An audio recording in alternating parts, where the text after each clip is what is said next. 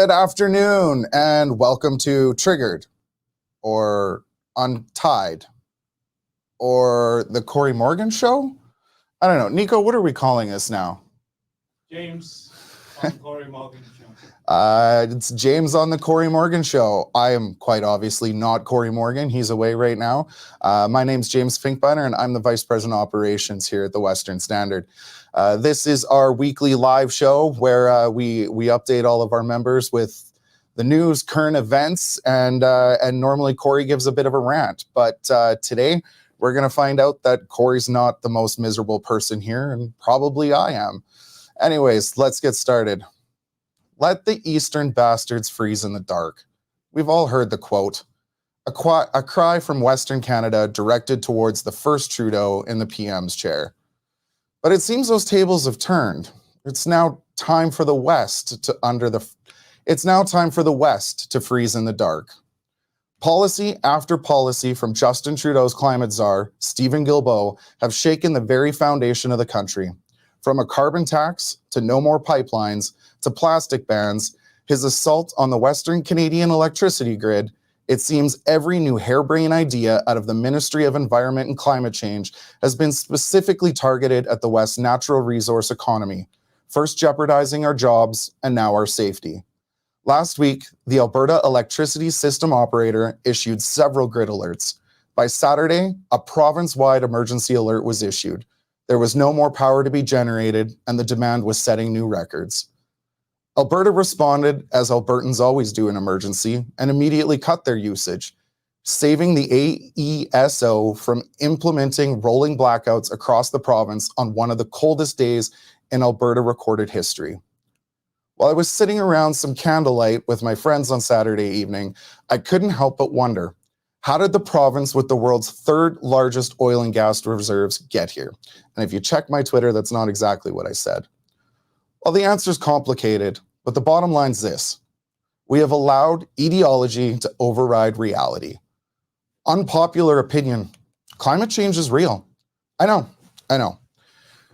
The reality is the planet's getting warmer. We can debate how much humans are the cause of this, and some will tell you it's only our fault, and others will tell you it's the sun, continental drift, and a myriad of other reasons. But here's the point. We need to do something about it. And no, I'm not talking about taxing everyone into ideal climate change behavior, shutting down coal, shutting in natural gas, and overbuilding the grid to use useless renewable energy. But what I'm talking about is real, achievable goals that reduce our impact on climate. For every windmill or solar farm we build, we must also have backup production. The wind doesn't always blow, and the sun doesn't always shine. We learned very quickly this weekend what happens when we don't have this backup power, and neither do our neighbors. Luckily, Saskatchewan has some power in reserve. Coal to the rescue. We need to reduce our dependence on fossil fuels, but we shouldn't have to freeze in the dark to do it.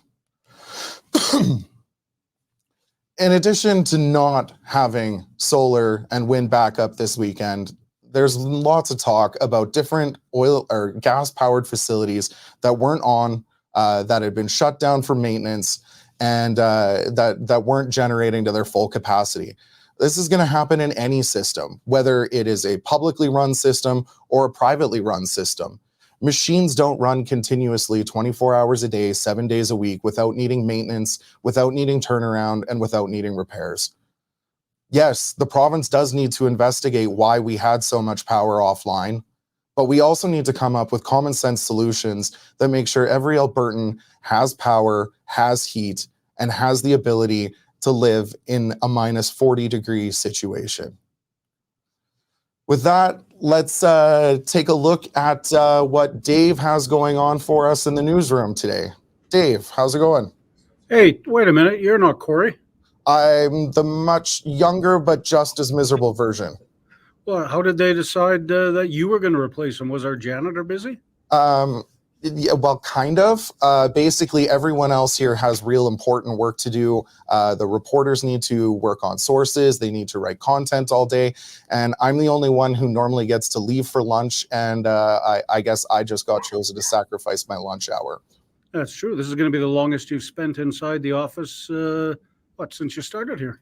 Oh, almost continuously for sure. I don't remember the last time I came in here first thing in the morning and made it all the way to 1 o'clock without stepping outside for 20 or 30 minutes. Yeah, no kidding. Well, good for you. Anyways, yeah, you're doing well. Keep it up. Lots of stuff going on to tell the readers and viewers about today. We're big story at the moment is the insolvency, excuse me, of Black Press, which is a BC-based news chain. They filed for insolvency this week with I think $61 million in debt and only $3 million in cash. Turns out $1 million of that came from the Trudeau government in terms of media subsidies. So even with $1 million in free money, in taxpayers' money, they weren't able to make it. Our energy reporter, Shaun Polczer, who I understand is your guest coming up in a few minutes, has got a story on Alberta oil production. 2023, it was all-time high, just a little bit behind Iraq, but ahead of China. So we're still pumping out the black gold. Someone in Alberta is having a much better day than you and I, James, because they purchased last night's winning ticket for $70 million. All we know is the winner is not in Calgary or Edmonton. So get your tickets and check them if you haven't, because you may not have to go to work. Again, Shaun Polczer, veering a little bit, showing his versatility, has done BC in gridlock at the moment.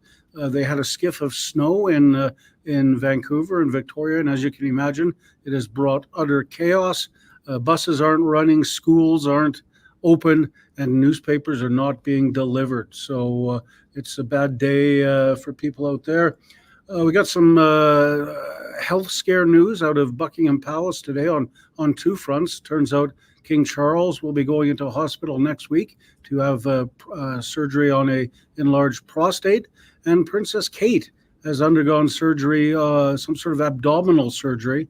They're not telling us what it is, James, but must be fairly serious because she's going to be in hospital for 14 days. All they've said is that it's not cancer. And Chrystia Freeland, our Deputy Prime Minister and Finance Minister, is in Davos, Switzerland today at the secretive WEF meetings. She's speaking apparently, but it's closed to the media. So we have no idea what they're talking about. But the focus of this year's meetings is rebuilding trust. So that's a bit of a laughable title. And I don't know if Freeland going over there is going to do anything for Canadians' trust of the WEF or not, James.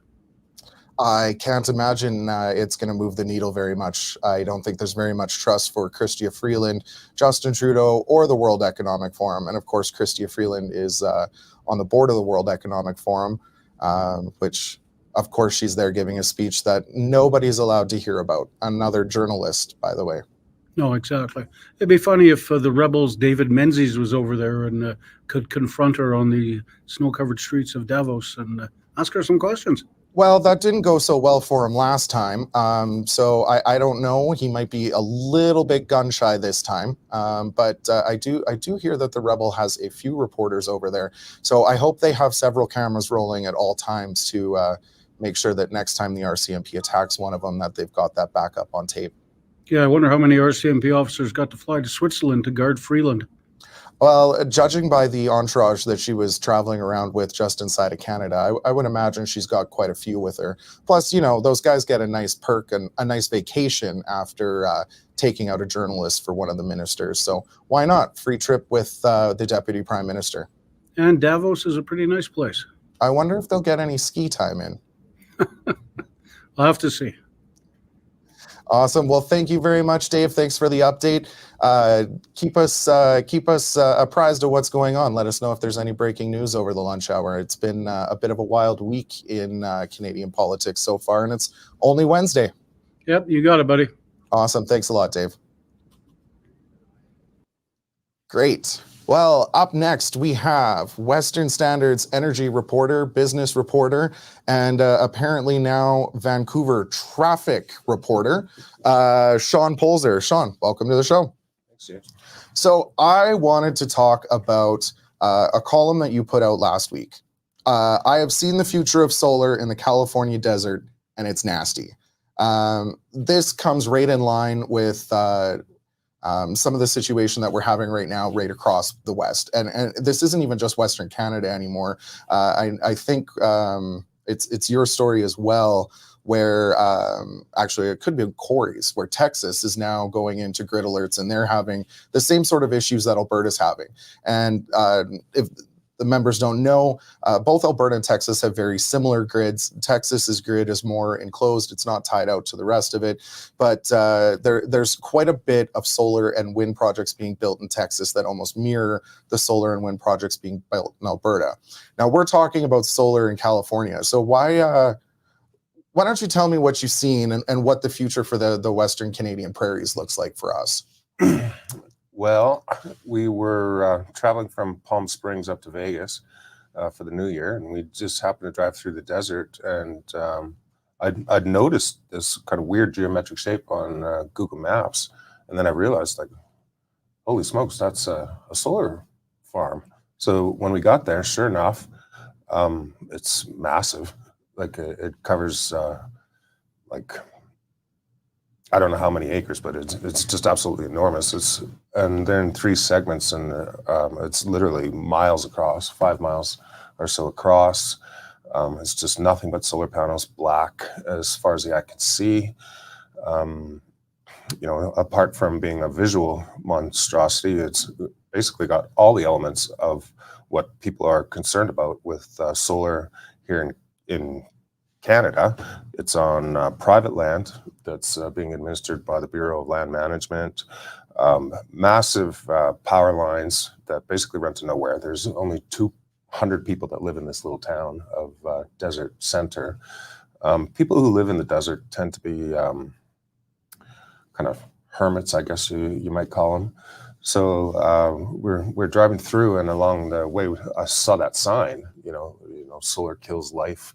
And up in the corner, you can see he's a PTSD vet, and there's a trailer on the side of the road, and I had half a mind to go up and knock on the door, but I'm not sure if that would have been a very good idea. I don't think so. Yeah. They have guns.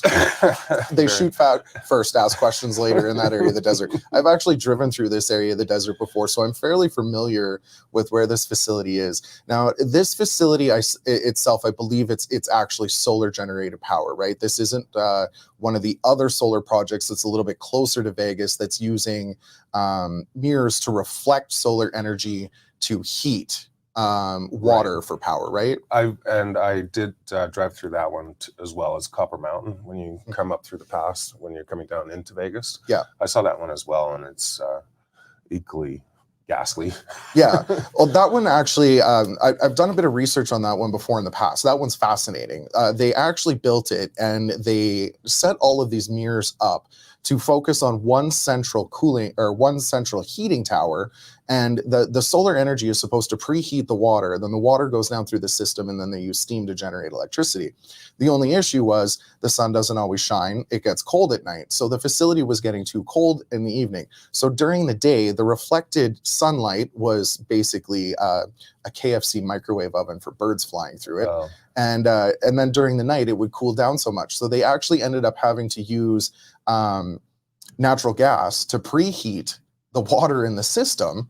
And they were using so much gas to preheat the water in the system that it began having to pay the carbon tax that's in California. Oh. So the solar facility was essentially just a very expensive, very inefficient natural gas facility that was very efficient at cooking birds. That apparently that is a problem. I did some Googling on the Altos projects. It's 3 phases. It's about 1,000 megawatts, which is about half the size of the Hoover Dam, but it occupies like just a massive area. It's in the middle of a wildlife refuge for desert hares and tortoises, and they had to put up fences basically to keep these animals out or risk becoming cooked. Yeah. Birds land on them because they think it's a lake. Insects get fried. The original proposals were made during the Obama administration, and then under the Inflation Reduction Act, Biden, so they got about $16 billion before it came into service last year. And, there's this perception that the desert is kind of a wasteland anyway, that you can't really do anything with the land. Mm-hmm. But apparently it turns out it's a massive carbon sink because of the roots of the plants that live have to go down deeper. Yeah. Another unique feature over there is they're actually pumping groundwater to keep the dust down, to keep the dust off the panels so that they can maintain their efficiency, which, it's already an arid desert, Oh, exactly. And like we have the same parallels here in Alberta. Like I'm not sure if a lot of people understand, but where these solar fields are being built is roughly in the Palliser Triangle, which is considered a semi-arid desert. Yes. So a lot of people, especially people living in the cities, Calgary, Edmonton, they look and they just see this big empty wasteland. But realistically, it is a massive carbon sink. The roots of these plants are capturing carbon every day, transferring it down deep into the soil. But on top of it, it is a great area that is just teeming with life. Just outside of Medicine Hat in the Mini Barriers area, years ago, there was a proposed gas facility project that was supposed to go in there, a full gas field. And that was stopped, I believe. It was for wildlife protection. I believe the animal was pheasants.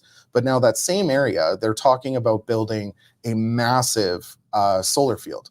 That massive solar field would be 5 to 10 to 100 times more impactful on the area than the gas wells would have been. The footprint comparison, it's just crazy.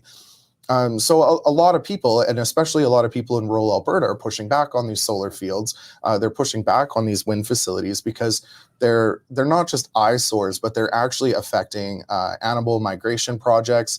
I've always found it interesting that around Medicine Hat and in southeastern Alberta, we've gone around and readjusted the barbed wire fences, taking the lowest level of the barbed wire fence off, changing the height of the fences, and that's so the antelope can migrate through Western Canada, down into the United States and down into Yellowstone Park.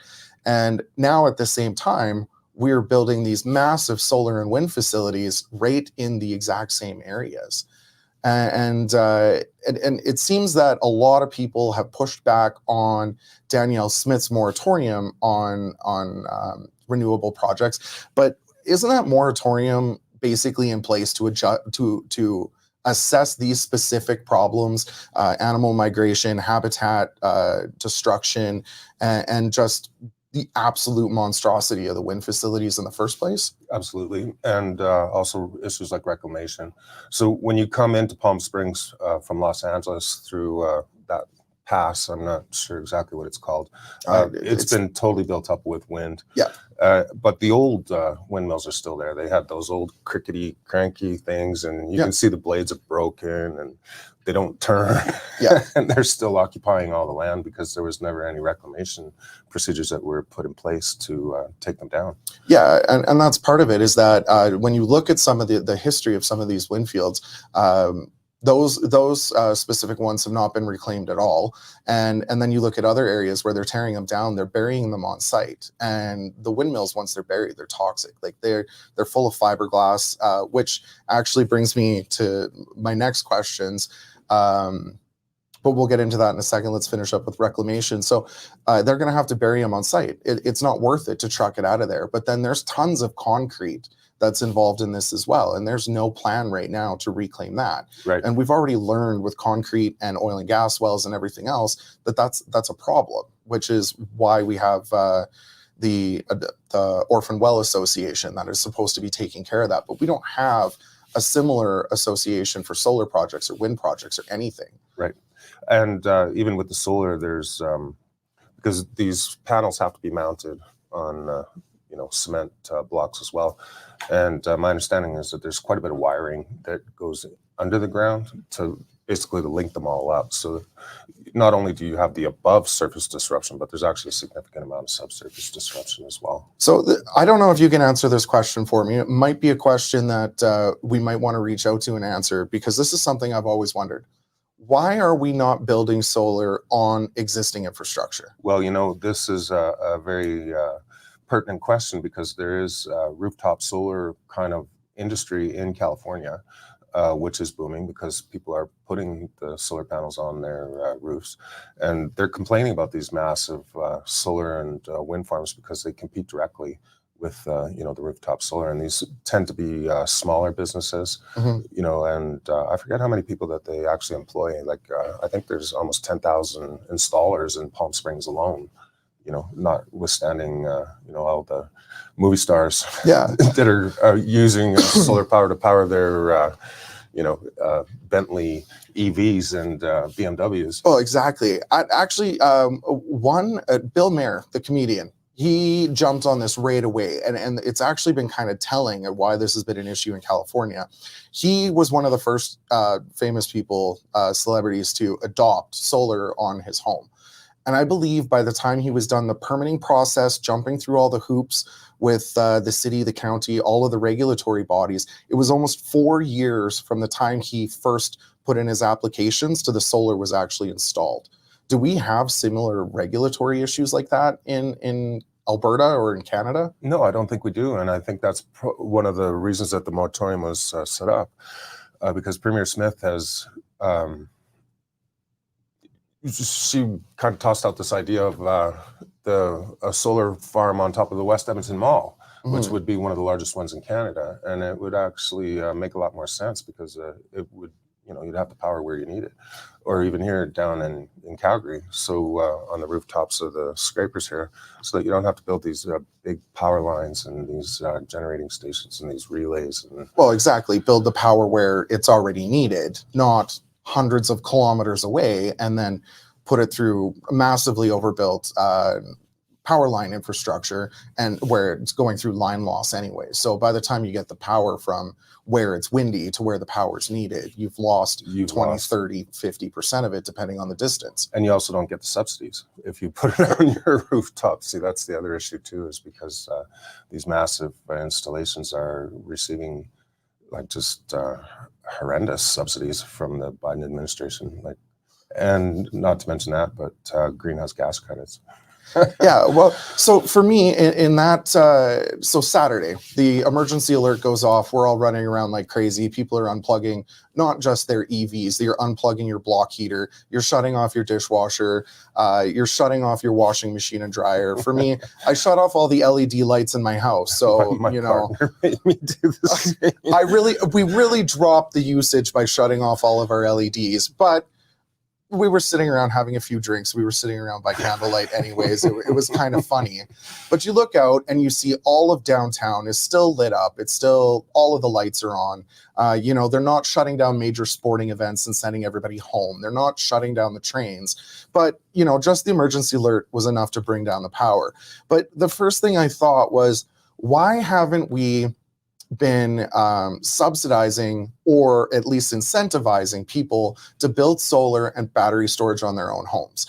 I've actually been looking into this a little bit. The Tesla solar roof that they build, our current house designs make it a very poor investment for existing infrastructure, but for new homes, it's actually a great idea. And one of the things is these panels are individually replaceable, and they're more durable than your regular shingle roof when it comes to hail. So being in Alberta, we're susceptible to hail. It would actually be, if incentivized properly, would be amazing. And then people would have the individual storage in their houses. This would negate the need to have massive solar fields that just look like scars across the prairies, but they have no solar backup on them. There's no storage, because storage at that size and that scale is inefficient. But if we could put the solar panels on our own roofs and put the storage in our own homes, then in these emergency situations, it's not really an emergency if you're self-reliant and off the grid. You could combine that with a natural gas generator, and you could become a prepper right in the middle of Calgary. Absolutely. I think it's a great idea. I've kind of looked into it. We just bought a house, and it was an infill in Bowness, and that was kind of a thought. So you have to have the power meter that goes both ways. The city does offer incentives. So Edmonton and Calgary both do offer incentives, but the application windows to apply for them are limited, and the actual funds are limited. So it's a first come, first serve kind of thing. Yeah, you still need to be fairly wealthy to be able to put the system in yourself. It's quite expensive. Yeah. Yeah. The average consumer that is already unable to reduce their carbon footprint, mostly because of their income, and then the carbon tax, and then relying on the subsidy to come back, these solutions are out of reach for them. Right, and it would make a lot of sense to have like a national, or even I think the province is considering a program. You can't really quote me on that, but yeah, it would make a lot more sense to have, you know, national programs for these kinds of things rather than like you said, carbon taxes or, you know, EV mandates. I mean, where are you going to get all the power from for all these EVs that are going to be mandated by 2035? Well, and that's the other thing is we haven't seen any, well, at least in Alberta, any of the utilities really invest in upgrading the grids anywhere. So I live inner city Calgary. Our power lines are still above ground. We don't even have below ground power lines yet. Same. And that would be an area where the different upgrades would be fairly simple to make, but they're going to be expensive. And what happens now is I think you can have 2 or 3 EVs on a block using the city power, and then after that you can't anymore. The transformers blow if they're all charging at the same time. So like transformers are expensive, and you can't make those. There's no strategic stockpile of transformers sitting anywhere. So if we really want to push everybody in EV by 2035, should we not simultaneously be pushing solar and storage at the individual home to save money on upgrading the grid every 3 houses? Absolutely. But this was another issue that came up in the fall when the ASO had its first press conference in like 10 years, you know, so we were all in there. And one of the issues that came up was indemnifying executives of these power companies because for, you know, upgrading the grid, if it's going to use gas and supposedly increase emissions, then they could be liable for criminal prosecution.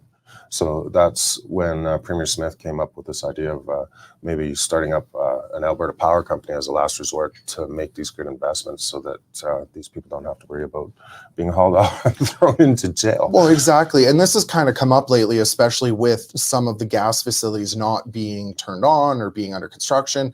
I actually think a lot of the ones that people were talking about, they're still under construction. They're showing on a lot of grid reports. Yeah, but they're not generating yet. And there's always planned maintenance. There's always turnaround. And you can pick a date on the calendar and it doesn't matter. You could be hitting peak period. It could be the coldest day of the year, but you were planning for it to be a Chinook. Or it could be the hottest day of the year and you thought it was going to be rain and there wasn't going to be a lot of energy used. But I'm just seeing one of the comments here that's coming in, and it says the cost of everyone having solar panels is not only financially prohibited, the cost on the environment is multiple times greater than oil and gas. And that's one of the things that I find that's missing on the green energy conversation is what is the cost of creating the solar panels, but how do we recycle them? Can they be reused?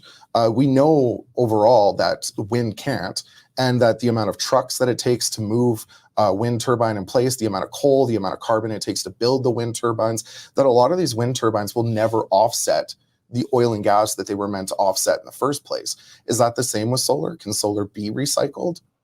My understanding is that there is kind of an emerging recycling industry for the solar. In Europe, they're trying to find a way to recycle these windmill blades. The steel towers can be recycled. The cement can't. But there again, it's prohibitively expensive.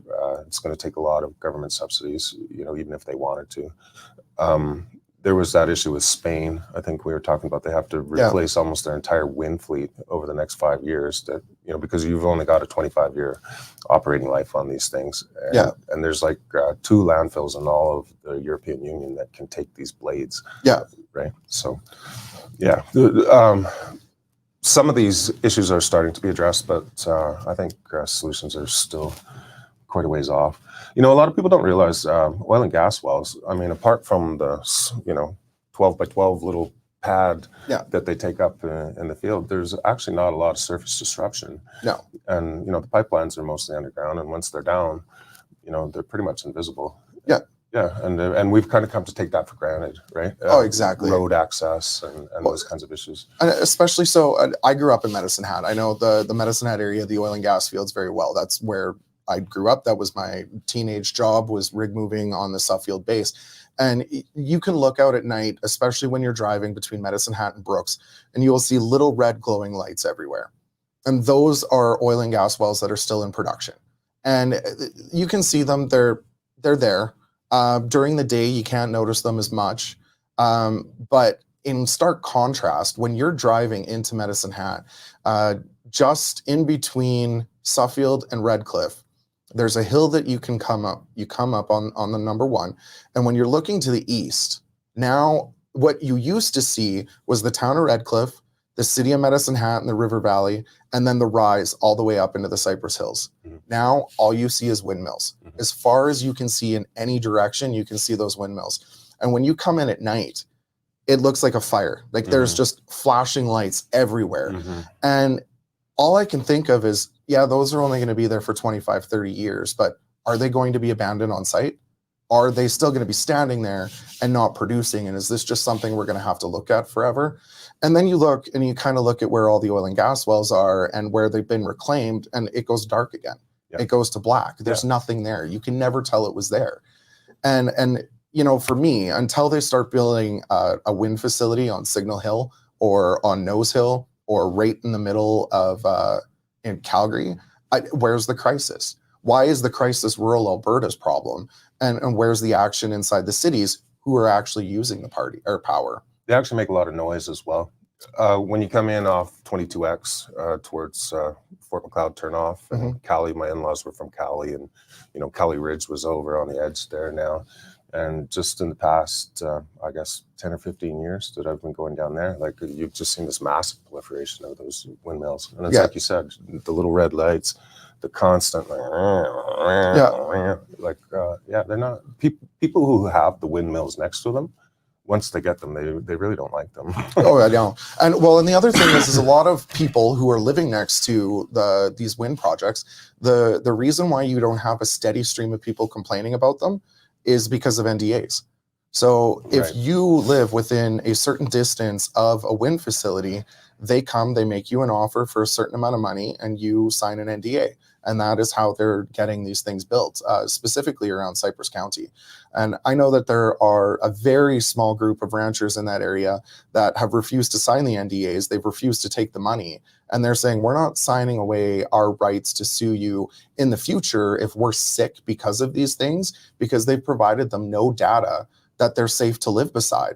And there are different areas of the world where the data has come out that the windmills can cause certain problems and certain illnesses in people that live very close to them. Well, it's been documented living under high tension power lines. I remember riding my mountain bike under one of these things, and all of a sudden I was getting shocks on my bike handles from just from being under, the bike path went under the power lines. Yeah, for sure. Now, one of the last things I want to ask you before I let you go was the combination we're seeing right now. Environment Minister Rebecca Schultz has been working fairly hard, it seems, on getting some solutions out there for drought. Yes. Now, we clearly have a water problem in the province. We've been under El Nino for a couple of years now. Yep. We're not seeing the snow in the winter. We're not seeing the rain in the summer. The snowpack in the mountains isn't there. And our storage capacity is almost empty. So one of the things that somebody reached out to me about was, why aren't we storing water, but also using green energy to store the water? So in some areas, I think there's one of these projects in Ontario, when the wind's blowing and the sun's shining, they use that electricity to pump water into a reservoir.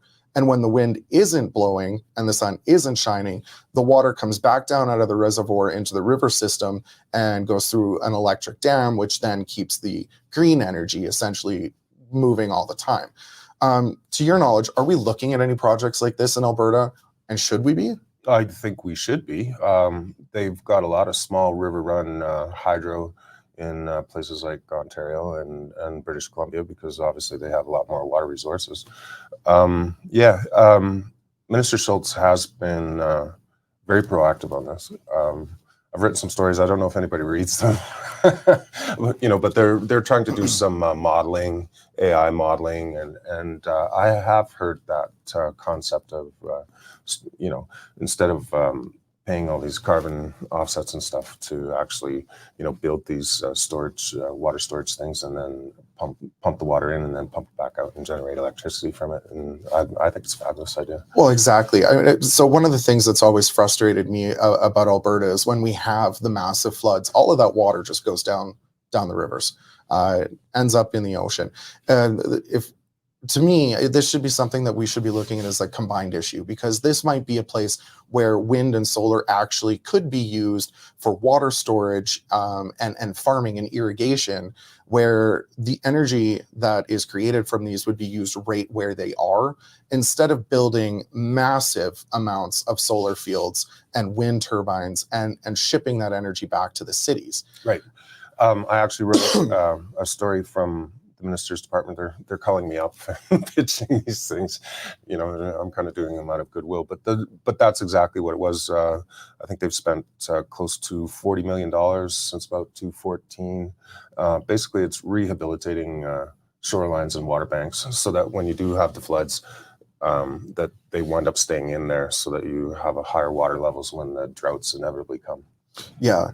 This is going to be a major issue in the next few years, and this is going to entangle several different industries in Alberta. Like, this is agriculture, this is oil and gas, this is green energy, and this is our grid. Like, Absolutely. These are our major industries in the province. Mm-hmm. And it seems that right now, with federal policy, the former NDP policy, the start of the UCP policy, instead of looking at all of these issues as global issues, or like globally for Alberta, like they're Alberta-wide issues that need to be addressed, they've just done low-hanging fruit and, we'll just subsidize the wind and the solar, and we're not even going to look at the agricultural aspect of it. And it's like, well, actually, if you're using the wind and solar over top of the water reservoirs and using that to pump the water across the province and storing the water properly, saving that water storage for green energy production in the future, we could use all of those things, because those things happen when the sun is shining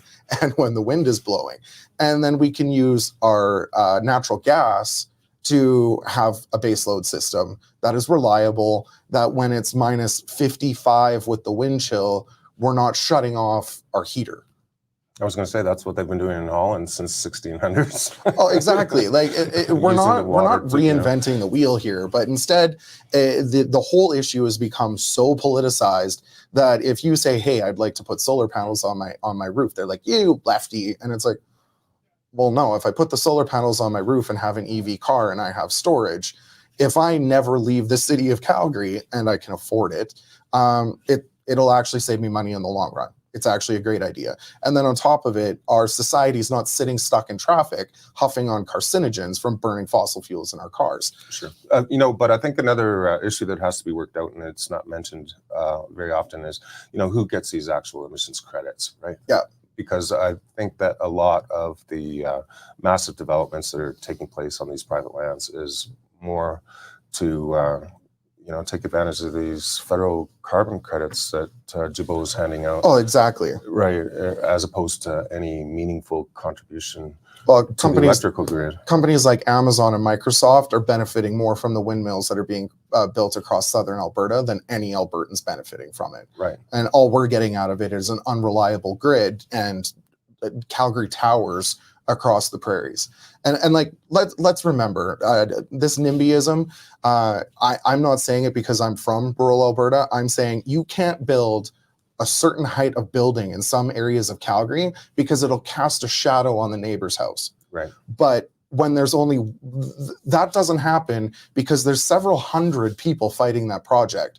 But what is the one rancher who doesn't want 100 towers casting shadows over his house? What does he do? Because he's one person, he's one family, he's 4 people. There's not 100 people that are affected by that, but they're affected way more than the 100 people are from the minuscule shadow of a building in Calgary. For sure. There's that bed and breakfast in Waterton that's fighting that very issue right now. Like they've got a ranch, it's a bed and breakfast, and they're putting up all the windmills and blocking basically the view of the national park, and that's exactly what they've been playing. They've got a Facebook site. I couldn't dig it up if I looked, and that's what it's saying. Like, we're just one family, you know, and they're putting it here. This is exactly what happened in California. This little town, 200 people, you know, spend $16 billion, and it was supposed to be some kind of economic miracle. And these people are saying, well, no, they did it to us because we're little people, because, you know, they didn't think that we could fight back. Yeah. Yeah. Oh, exactly.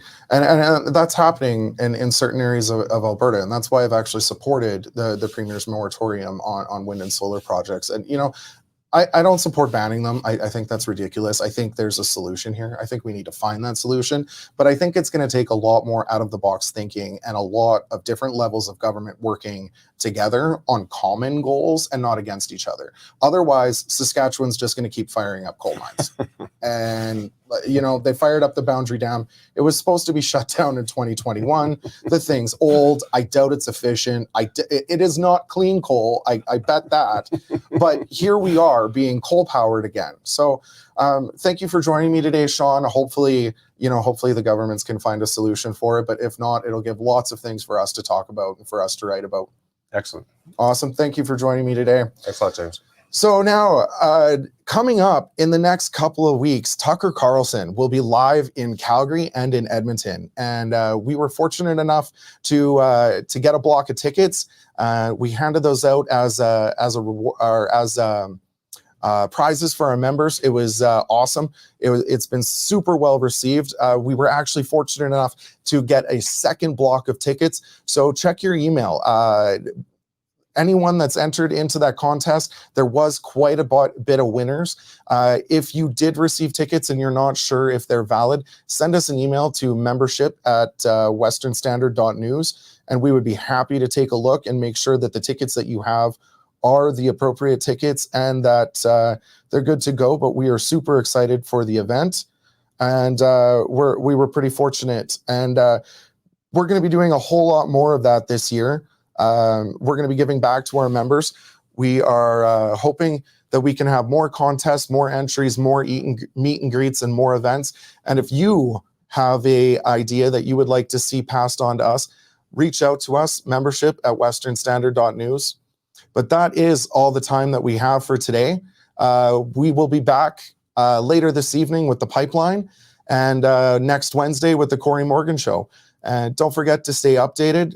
www.westernstandardonline.news or westernstandard.news. Sorry, you can tell how long I've been around here. I still got the old URL. Anyways, that's it for me. Hopefully I don't get fired after this. And if not, maybe I'll see you next week. Thanks a lot. Canadian Shooting Sports Association. Without the CSSA, our gun rights would have been taken long ago. These guys are on the front lines helping to draft smart and intelligent firearms regulations and legislation in Canada, and more importantly, educating the public about how we keep guns out of the hands of the wrong people. We've become a member. It's absolutely worth every penny.